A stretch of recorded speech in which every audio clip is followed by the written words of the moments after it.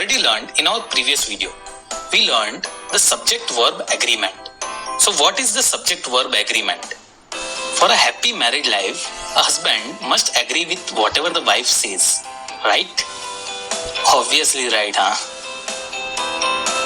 In the same way, in case of subject-verb agreement, for making a sentence grammatically correct, a verb must agree with its subject in number.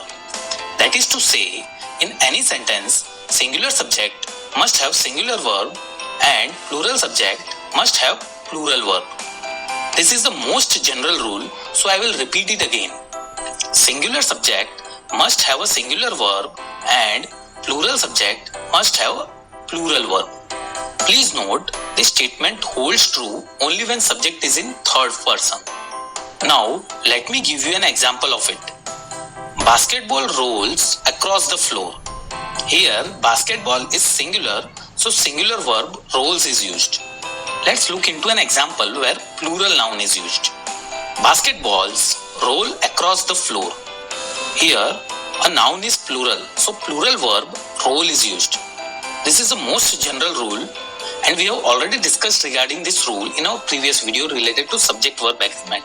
Please check that video if you haven't already or need a revision after this video. I will give you the link in the description. Now, apart from this general rule, there are some tricky cases. For those tricky cases, we have defined some rules. So now we will learn those rules. Let's start with rule number 1. Rule number 1 says, two singular subjects connected by and require a plural verb. I will try to explain this rule with a simple diagram. Here, singular subject 1 is joined with singular subject 2 and it is joined by and. So, it requires a plural verb. For example, gold and silver are a precious metal. Here, gold and silver are singular subjects, but combining them both makes the meaning of those words plural. So we used are, which is plural form. Let's look into one more example. He and I were playing. Here also, combining two singular subjects, he and I makes the combination plural. So we have used a plural verb were. But there are exceptions to this rule. If the nouns suggest one idea to the mind or refer to the same person or thing, the verb is singular. For example, bread and butter is his only food. Here, bread and butter is the combination which we consider as same only. That is one thing only. So we used is here. Let's look into one more example of this kind. Time and tide waits for no one. Here, we are using time and tide as a single unit for communicating the same idea. So we have used a singular verb waits. This is rule number 1. Two singular subjects connected by and require a plural verb. Also, please remember the exceptional cases. Let's look into the next rule. Rule number 2. Rule number 2 says, two or more singular subjects joined by or nor require a singular verb. Let's see this rule with a simple diagram. Here, singular subject 1 is joined by singular subject 2 and it is joined by or nor.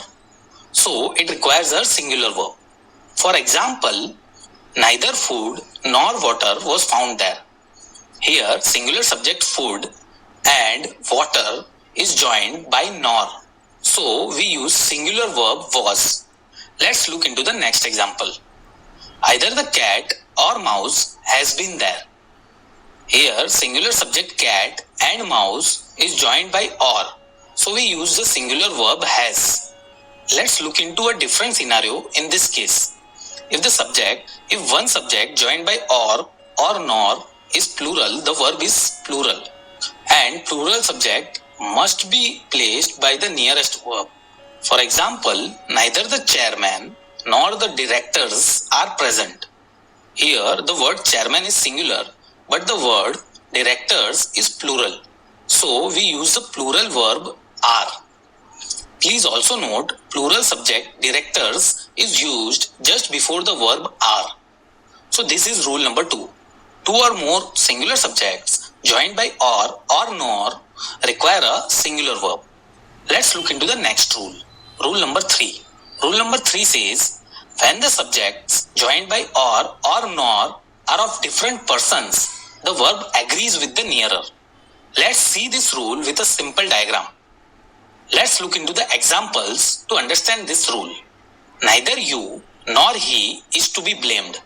Here, subject you is in second person and subject he is in third person.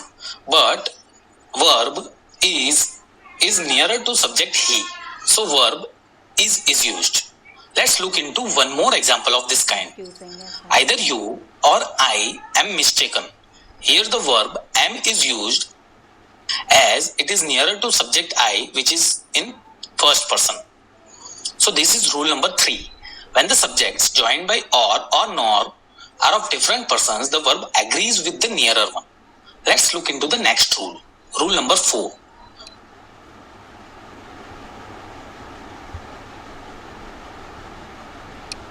Rule number 4 says words like either, neither, each, everyone, many must be followed by a singular verb. For example, every one of the boys loves to ride the car. Here we have used a singular verb loves because the word everyone is used here. Let's look into one more example of this kind. Many a man has done so. Here we have used a singular verb has because the word many is used. So this is rule number 4. Words like either, neither, each, everyone, many must be followed by a singular verb.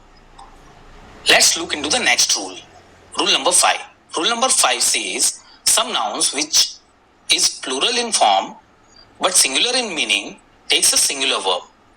For example, mathematics is the branch of study in every school. Here the noun mathematics is in plural form but it is singular in meaning. So we have used is here. Let's look into one more example of this kind.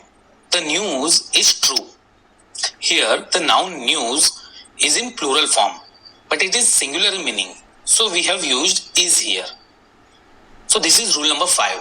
Noun which is plural in form but singular in meaning takes a singular verb. Let's look into the next rule. Rule number 6. Rule number 6 says some noun which is singular in form but plural in meaning take a plural verb. For example, 1 dozen apple cost 1000 rupees. Here the word dozen is in singular form but it is plural in meaning. So we use the plural verb cost here. Let's look into one more example of this kind. The couple is going out this week. Here the word couple is in singular form but it is plural in meaning. So we use the verb are here. So this is rule number 6. Some noun which is singular in form but plural in meaning take a plural verb. These are 6 important subject verb agreement rules you must remember. Let's quickly revise what we learned in this video. Firstly, we understood the most basic and important principle of subject verb agreement, which is in any sentence, singular subject must have a singular verb and plural subject must have plural verb. Then we saw the 6 important subject verb agreement rules, which are rule number 1, 2 singular subjects connected by and require a plural verb. Rule number 2, 2 or more singular subjects joined by or nor require a singular verb. Rule number 3, when the subjects joined by or nor are of different persons, the verb agrees with the nearer one.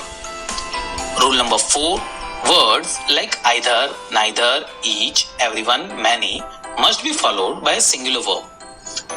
Rule number 5, some noun which is in plural form but singular in meaning takes a singular verb.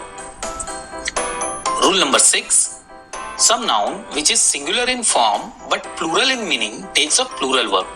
So that's all in this video.